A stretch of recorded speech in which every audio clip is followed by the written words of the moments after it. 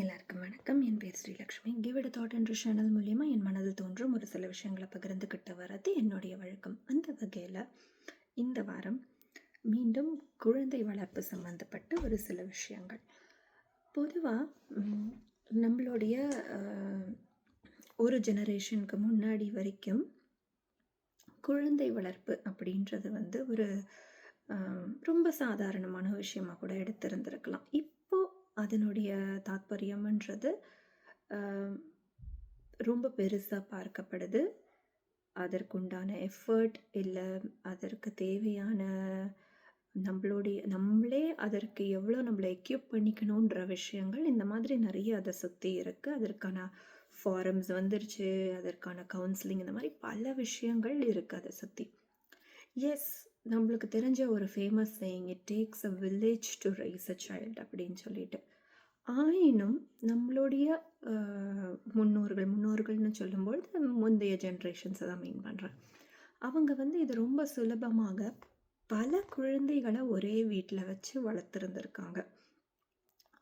கிட்டத்தட்ட எல்லாருமே ஒரு ப்ரீ ஸ்கூல் நடத்தக்கூடிய அனுபவத்தில் இருந்திருக்காங்க. இது எப்படி சாத்தியமானதுன்னு நம்ம எல்லாருமே யோசிச்சுருந்துருக்கோம். அதை பற்றின டிபேட்டுகளும் இருந்திருக்கு. குழந்தையினோட மேபி குழந்தைகள் அந்த காலத்தில் நல்லா இருந்தாங்க, இப்போ இருக்கிற பிள்ளைகள் வேறு மாதிரி. இதுக்கு சயின்டிஃபிக் அட்வான்ஸ்மெண்ட்ஸ், டெக்னாலஜிக்கல் அட்வான்ஸ்மெண்ட்ஸ், நம்ம எடுத்துக்கிற மாத்திரைகள், இது எல்லாமே ஒரு ரீசனாக நம்ம வைக்கலாம். ஆயினும் இன்னொரு விஷயம் இருக்குது. அதாவது அந்த காலத்து குழந்தைகள் தானாக வளர்ந்தன, இந்த காலத்து குழந்தைகள் வளர்க்கப்படுகின்றன. இது ஒன்று. இன்னொன்று, என்றைக்குமே அன்றைய காலகட்டங்களில் ஒரு குழந்தையை தாய் வளர்த்ததில்லை. அதுவும் எஸ்பெஷலாக அவங்களுடைய ஃபஸ்ட்டு கிட்ட. அப்போ தான் கல்யாணமாகி எவ்வளோ நாள் கழித்து ஒரு முதல் குழந்தை பிறந்தாலும் அது வரைக்குமே அந்த தம்பதியினர் புதுமண தம்பதியினர் தான். அந்த போகக்கூடிய அந்த வீடு அவங்களுக்கு இன்னும் கூட அநேக பரிச்சயம் இல்லாத ஒரு இடமாக தான் இருக்குது. ஒரு குழந்தைன்னு உள்ளே வரும்பொழுது தான் அந்த குடும்பத்துக்கும் அந்த பெண்ணிற்குமான இணக்கமே வர ஆரம்பித்து. இதனால தான் குழந்தை வளர்க்கும் பொழுதே கிட்டத்தட்ட 5-6 மாத காலகட்டங்களுக்கு வரைக்கும் அம்மா வீட்டுக்கு அனுப்புவது வழக்கம். அப்போது முதல் 5 மாதங்களில் பெற்றோரும் அதுக்கு அடுத்து வரக்கூடிய காலகட்டங்கள் மாமனார் மாமியார்னு சொல்லக்கூடிய பெரியவங்களும் யாரோ உற்றார் உறவினர் அவர்களை விட அதிகப்படியான லெவலில் இருந்தவங்களும் தான் வளர்த்துருந்துருப்பாங்க. இதன் அடிப்படையிலே அந்த குழந்தைங்க எப்பொழுதுமே ஒரு எக்ஸ்பீரியன்ஸ்டு ஹேண்டோடு வளர்ந்துருப்பாங்க. அப்போது இப்போ நம்ம வளர்க்கல நம்மளுடைய குழந்தைனா நம்மளுடைய மாமியாருக்கும் அது முதல் அனுபவமாக இருக்கும்போது அவங்களும் வளர்த்துருக்க மாட்டாங்களே. ஆனால் நம்ம ட்ரைனிங் பீரியடில் இருப்போம். எப்போவுமே ஒரு ட்ரைனிங்க்கு அப்புறம் தான் நம்மளோட ஆக்சுவல் ஒர்க்கில் நம்ம எப்போவுமே இறங்குவோம். இது ஜென்ரலான ப்ரொசீஜர். இதே தான் அந்த காலகட்டங்களில் குழந்தை வளர்ப்புலையும் வச்சுருந்தாங்க. அப்போது நம்மளுக்கு முதல்ல குழந்தை பிறக்கும் பொழுது பெரியவர்களின் பால் வளர்ப்பதை பார்த்து விட்டு அதற்கு பிறகு இருக்கக்கூடிய குழந்தைகள் சரி இப்படி பண்ணலாம் இப்படி பண்ணலாம். ஆனாலும் அதையும் தாண்டி குழந்தைகளை இவ்வளவு போற்றி பாராட்டி வளர்க்கவில்லை. அது தானாக எவ்வளவு நேச்சுரலாக அந்த ப்ராசஸ் நடக்க முடியுமோ அப்படி தான் வளர்த்தார்கள். அதே மாதிரி குழந்தைகள் they never learn from teaching, they learn from observation. இதற்கு ஏற்கனவே நான் ஒரு வீடியோவில் இதை பற்றி சொல்லியிருந்தேன்.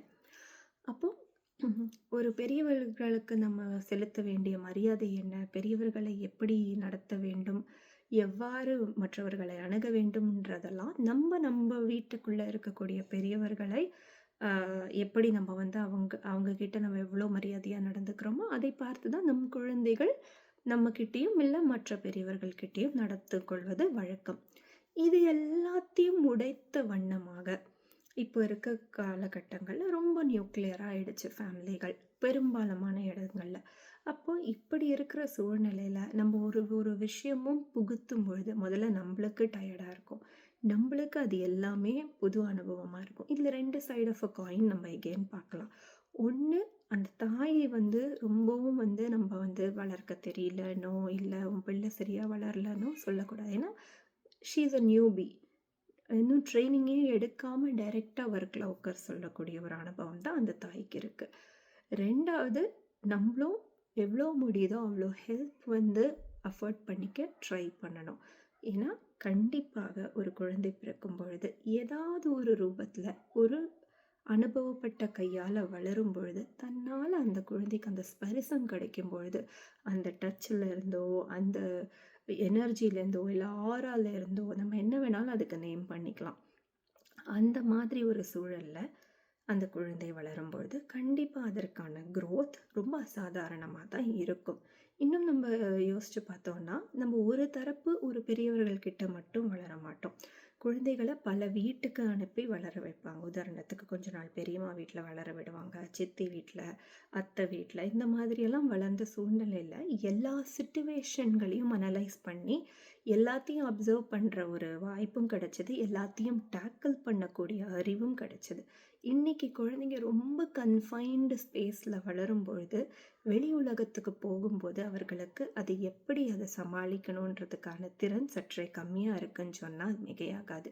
இது வருத்தத்துக்குரிய விஷயமும் தான். அதே மாதிரி இன்றைக்கு இருக்கிற தாய்மார்கள் ரொம்ப பொத்தி பொத்தி என் குழந்தைய யாரும் எதுவும் சொல்லக்கூடாது, என் குழந்தைய நான் மட்டும்தான் வளர்ப்பேன், அந்த ஃபுல் கிரெடிட் நானே எடுத்துக்கணுன்ற அந்த ஒரு போராட்டத்துக்குள்ளே சிக்கிக்கிறதுனாலேயே அவங்க 2 பேருக்கிடையும் மியூச்சுவல் டயர்னஸ் கிரியேட் ஆகுது. இதுதான் நம்மளுக்கு இன்னைக்கு சிஸ்டமில் நிலவி கொண்டு இருக்கிற விஷயம். இதை சற்றே கொஞ்சம் உற்று நோக்கி நம்ம இதை கொஞ்சம் இன்னும் இதற்கு உள்ள இருக்கிற அத்தனை விஷயங்களையும் நம்ம அனலைஸ் செய்து பார்த்தோமேயானால் ஒரு இடத்துல தான் முடியும். என்னன்னா அவர்களுக்கான வாழ்க்கையை எதையும் ஃபேஸ் பண்ணாமல் வாழ வேண்டும்ன்ற அந்த ஒரு உள்ள இருக்கிற டிசையர் தான். அப்போ இப்படி இருக்கும் பொழுது நாமளே நம்மளுடைய ஸ்பேஸை சுருக்க ட்ரை பண்ணும்பொழுது நம்மள குழந்தைங்களுக்கு அது விரிவடைகிறது சற்றே கடினமான விஷயம்தான். அப்போ இதற்கு நம்ம என்ன செய்யணுன்றதை நம்ம தான் உற்று நோக்க ஆரம்பிக்கணும். இதற்கான தீர்வு நம்மளுடைய ஃபேமிலி மாடல் படி அதை எப்படி டிசைன் பண்ணிக்கலான்னு நம்ம இதை கொஞ்சம் இதற்கான முயற்சியை கையாண்டோமே ஆனால் மீண்டும் அடுத்த ஜென்ரேஷன் இன்னும் வளமாவதற்கு பழைய மாதிரியே வளமாவதற்கான வாய்ப்புகள் ஏராளமாகவும் சிறப்பாகவும் இருக்குது. மீண்டும் இன்னொரு வீடியோவில் சந்திக்கிறேன். நன்றி, வணக்கம்.